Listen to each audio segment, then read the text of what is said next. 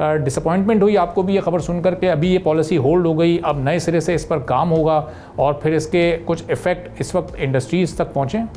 देखिए, अस्सलाम वालेकुम। सबसे अफसोसनाक बात यह है कि अगर इन्होंने इतनी डिस्कशन के बाद भी इसको हॉल्ट पर कर देना था, अनसर्टेनिटी की एक फिजा इन्होंने कायम कर देनी थी, तो उस चीज ने जो है ना बेसिकली पूरी ऑटो सेक्टर को, कंज्यूमर को, आपके इन्वेस्टर को, हर किसी को कंफ्यूजन में आने की वजह से वो लोग उससे बैकआउट कर रहे हैं। देखें, जब भी गवर्नमेंट कोई भी स्टेप लेती है, ऑटो पॉलिसी चल रहा है, आज आ रही है, कल आ रही है, परसों आ रही है, 2 महीने के बाद जब लोगों को ये नहीं पता OEMs को कि आपने इनवॉइस क्या बनानी है किस गाड़ी की, जो कि कंफ्यूजन में सारे आ जाएंगे, तो ऑफ कोर्स जो एक डर की फिजा है वो ऑफ द अननोन होती है। आपको पता नहीं है कि आगे होने क्या वाला है। अब जो आपने सारा एक इंफॉर्मेशन दी मुझे इधर स्क्रीन पर लाने से पहले के PHEVs के ऊपर पॉलिसी आ रही है, नहीं आ रही, इसको बढ़ा रहे हैं, नहीं बढ़ा रही, ये अभी सारी स्पेकुलेशंस हैं। अभी कोई भी चीज इन राइटिंग नहीं आई है कि हम इसको बढ़ा देंगे। हाँ, 8.5 से 25% जो इन्होंने बढ़ाया है, ये इन्होंने लास्ट ईयर जो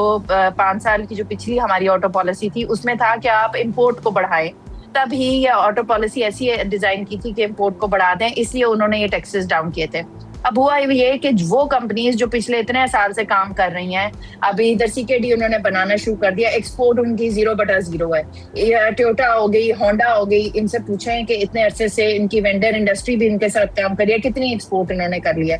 ऑल इन ऑल अगर देखा जाए तो इस इंडस्ट्री में एक्सपोर्ट ना होने की वजह से हमारा बैलेंस जो है एक्सपोर्ट का वो खराब हो रहा है। GDP पूरी दुनिया में जो है ऑटो इंडस्ट्री 4% से ज्यादा, 7, 8, 11% तक इंडिया की GDP ऑटोमोबाइल इंडस्ट्री से आ रही है। हमारी क्यों नहीं आ रही? हमारे अंदर क्या ऐसा प्रॉब्लम है? प्रॉब्लम हमारी पॉलिसी और अनसर्टेनिटी क्या है। हुकूमत रहती है, नहीं रहती, पॉलिसी रहती है, नहीं रहती, उस पॉलिसी में एक ऐसा रो आया, उसकी शक्ल कुछ और होगी, फिर ऐसा रो आया, फिर कुछ और होगी। अभी जो इस वक्त कॉन्फिडेंस है वो इस वजह से शेक नहीं हुआ कि टैक्सेस हाई हो गए। कॉन्फिडेंस इस वजह से शेक हुआ हुआ कि क्लैरिटी नहीं है। हमें नहीं पता कि आगे हम और गाड़ियां जो लाने लगे हैं या कोई भी बंदा और काम करने लगा है इंडस्ट्री में, और इंडस्ट्री आप देख रहे हैं गाड़ियां आ रही हैं, लोग काम करना चाहते हैं, उनको पता ही नहीं है कि इस मुल्क के अंदर पॉलिसी क्या है जिसके ऊपर चलकर वो आगे अपना बिजनेस कर सकते हैं। अल्टीमेटली तो इन्होंने इकोनॉमी के पहिए का हिस्सा बनना है। फिर आपने एक बात की कि जितने हमारे वेंडर है, वेंडर इंडस्ट्री का, मेरा वेंडर इंडस्ट्री के साहिबान से भी ये रिक्वेस्ट है और एक क्वेश्चन भी है उनसे कि आपने इतना अगर इन्वेस्टमेंट किया है, पूरी दुनिया पेट्रोल से शिफ्ट हो रही है इलेक्ट्रिक के ऊपर, आप इलेक्ट्रिक के ऊपर जाएं, आप OEMs के साथ कांटेक्ट करें, आप OEMs उनके साथ कांटेक्ट करें, गवर्नमेंट की कोई पॉलिसी ऐसी होगी ठोस के OEM को फायदा नजर आएगा अपनी लोकल इंडस्ट्री के साथ काम करने का, तो ये लोग भी काम करेंगे उनके साथ। आपके पास पॉलिसी है नहीं, कोई चेंज करना है वेंडर इंडस्ट्री, वो जो 1901 का एक बम्पर सुजुकी का बन रहा है वो वही बन रहा है। सुजुकी या कोई भी कंपनीज हैं, टोयोटा हो गया, इनके मॉडल्स आप देखें कितने कितने साल चलते हैं। होंडा, टोयोटा, सुजुकी, इनके कितने कितने साल वही मॉडल्स वो चलाते रहते हैं। वेंडर इंडस्ट्री की भी सुकून है, वो भी एक कंफर्ट जोन में रहते हैं कि यार मॉडल चेंज नहीं हो रहा है, यही है, इसी का मोल्ड बनेगा।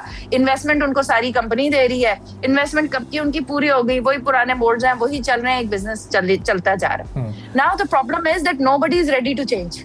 ऐसा नहीं हो सकता। इलेक्ट्रिक पर आने के लिए हमें कुछ खुद भी करना पड़ेगा, इन्वेस्टमेंट करनी पड़ेगी।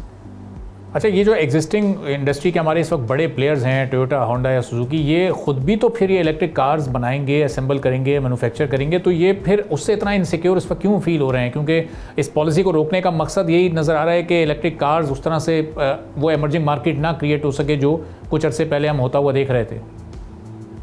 मैं आपको बताऊं, ये 3 बिग प्लेयर्स इसलिए अनकंफर्टेबल हो रहे हैं बिकॉज ये चाइना की कॉस्ट ऑफ प्रोडक्शन को मैच नहीं कर पाएंगे। देखिए, चाइनीज की इतनी मैसिव प्रोडक्शन है, पूरी दुनिया में वो इतना एक्सपोर्ट कर रहे हैं, उनकी गवर्नमेंट बिजली, उनकी अपनी पॉलिसीज इतनी कंड्यूसिव है that they are all exporting. वो एक्सपोर्ट कर रहे हैं तो वो अपना फायदा देख रहे हैं, वो हमारा फायदा थोड़ी देखेंगे, हमने अपना फायदा देखना है। जापानीज जितने भी हैं वो अभी तक उस तरह इवॉल्व नहीं कर सके। देखिए, एक है पेट्रोल का इंजन, एक है EV का सिस्टम, बीच में आ जाता है PHEV। PHEV क्या है? PHEV पेट्रोल फ्री नहीं है। आप जो बचत करें ना पेट्रोल की PHEV के थ्रू, वो 10 साल में जाकर उसकी प्राइस के अगेंस्ट पूरी होगी, तो आप कोई सेविंग नहीं कर रहे। देखिए, पॉलिसी कभी भी किसी ट्रांजिएंट टेक्नोलॉजी के लिए नहीं बन सकती। पॉलिसी बनेगी ठोस किसी टेक्नोलॉजी के लिए जो कि एट द एंड है, जिसकी टेक्निकल एक्सपर्टीज दुनिया में ज्यादा है। तो जो PHEV है वो एक ट्रांजिएंट टेक्नोलॉजी है। हर कंपनी जो इस वक्त कह रही है कि ये PHEV का बढ़ा दिया, PHEV, मेरा क्वेश्चन ये है, PHEV कार्बन फ्री तो है ही नहीं। At the end of the day climate change है, आप बड़ी पिक्चर मिस कर रहे हैं। आपने आना तो EV पर है, जब आपने आना EV पर है, why are you investing in that? उसमें उनके अपने प्रॉफिट मेकिंग एजेंडाज होते हैं, उन एजेंडाज को प्रमोट कर रहे हैं। आप, मैं, हम लोग जो लाहौर में रहते हैं, आप बताएं कि स्मॉग ने हमारी जिंदगी कितनी मुश्किल कर दी है, हमारी आने वाली जनरेशंस क्या करेंगे? उसके अलावा आपको कार्बन क्रेडिट्स ट्रांसलेट होकर मिल जाएंगे, कितना फायदा है। अभी लास्ट हमारा इंटरव्यू हुआ था तो तब तक कार्बन क्रेडिट को एंगेज करने वाली कोई कंपनीज नहीं थी पाकिस्तान में, आज 3 है। ठीक है, आप फास्ट ट्रैक देख रहे हैं कि कितना है। तो people are coming in, government करिए, हमारी आवाम को एजुकेट नहीं किया जा रहा कि ये कितना नुकसान और कितना फायदा है। आपने पेट्रोल की गाड़ी ले ली, PHEV ले लिया, वही इंजन है, वही ट्रांसमिशन है, वही धुआं है, सब कुछ तो वही है। वही ऑयल फिल्टर चेंज करा रहे हैं, एयर फिल्टर चेंज करा रहे हैं, किसी भी गाड़ी का। आप सीधे इलेक्ट्रिक के ऊपर जाएं, उससे पैसा बचाए, 3 साल में 4 साल में इलेक्ट्रिक गाड़ी का पैसा बच जाएगा, उससे नई गाड़ी ले लें। आपने जरूर वही पुरानी गाड़ी बेचकर किसी और फाइनेंशियल फायदे में जाना है। सही। तो अभी एक जो एंड कंज्यूमर और एक इन्वेस्टर, वो उसका इस वक्त माइंड कितना डिस्टर्ब हुआ होगा इस खबर से कि जिस पॉलिसी को अनाउंस होना था वो होल्ड पे चली गई।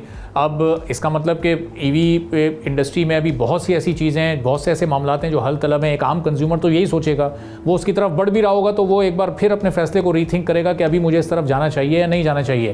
तो एक एंड कंज्यूमर के माइंड को तो आपने डिस्टर्ब कर दिया है सबने मिलकर। बिल्कुल इस तरह, मैं आपको बताऊं, इसे जुल्म कहते हैं। आपको कुछ पता नहीं है, आज आप गाड़ी खरीद रहे हैं, आपका फेट क्या होगा। कुछ भी हो, हमारे यहाँ गाड़ी एज एन एसेट लिया जाता है। अब आप मुल्क में हम कौन लोग हैं, पॉवर्टी लाइन हमारी किधर है, हमारे कितने लोग नौकरियां करते हैं, कौन गाड़ी अफोर्ड कर सकता है? जो अफोर्ड कर सकता है कोई बहुत मुश्किल से अफोर्ड कर सकता है, कोई जरूरत के लिए देखता है, कोई बैंक लीज पर जाता है, बैंक का रास्ता आपने बंद कर दिया, पॉलिसी आपने नहीं बनाई, अनसर्टेनिटी का आलम आपने क्रिएट कर दिया ना। तो जाहिर है अब जो थोड़ा बहुत लूला लगड़ा इन्वेस्टर था जो अपना पैसा डाल रहा था गाड़ियों में, उसने अपना पैसा खींच लिया। तो जब पैसा खींच गया उसके अंदर से, एंड कंज्यूमर भी आपका इरिटेट हो गया। तो और OEM बेचारा जो गाड़ी इतना बड़ा बिजनेस कर रहा है, प्लांट लगा लिया, गाड़ियां उसने बनानी शुरू कर दी, वो किधर जाएगा? मुझे ये बताएं। उसको पता ही नहीं है मैंने गाड़ी की इनवॉइस क्या देनी है अपने कस्टमर को। कस्टमर अलग बहस कर रहा है। गाड़ी 8.5 और 25% में बहुत ज्यादा फर्क है। जहां टोयोटा ने और होंडा ने बड़ा तीर मारा है कि जी इन्होंने प्राइसेस ऑन कर दिया। आप मुझे बताया ना, क्रॉस लेता कौन है? बहुत छोटी मार्केट है क्रॉस की पाकिस्तान में। इसी तरह होंडा की जो ये गाड़ी है HEV, इसकी बहुत छोटी मार्केट है। जो बड़ी मार्केट की गाड़ियां हैं उनके लिए कोई फैसिलिटेशन नहीं है। अगर आपने PHEV को फैसिलिटेट कर दिया तो आप EV को कैसे लेकर आएंगे? Where is the clean? कोई देखिए, जिस गाड़ी के अंदर इंजन है और उसके अंदर पेट्रोल डल रहा है और उस पेट्रोल से वो गाड़ी का इंजन काम कर रहा है और वो धुआं निकाल रही है, दैट मीन्स कि वो पेट्रोल की गाड़ी है। तो उससे अगर वो 100% धुआं नहीं निकाल रही तो 70% निकाल रही है। 30% की बचत करके आपने क्या करना है? उसके आपको पता ही है कि हमारा इंपोर्ट बिल 80% तो फ्यूल के ऊपर चला जाता है। सही, ठीक है। तो उसमें से भी 70% हम गाड़ियों में यूज करते हैं, उस 80% का 70 to 80% हम गाड़ियों में यूज करते हैं। तो हमारी बचत किधर है? हमारी बचत 30% की है, तो उस बचत का क्या फायदा है? कोई भी नहीं। It's a psychological measure, nothing else. Subscribe करें और बेल दबाएं ताकि कोई खबर रह न जाए।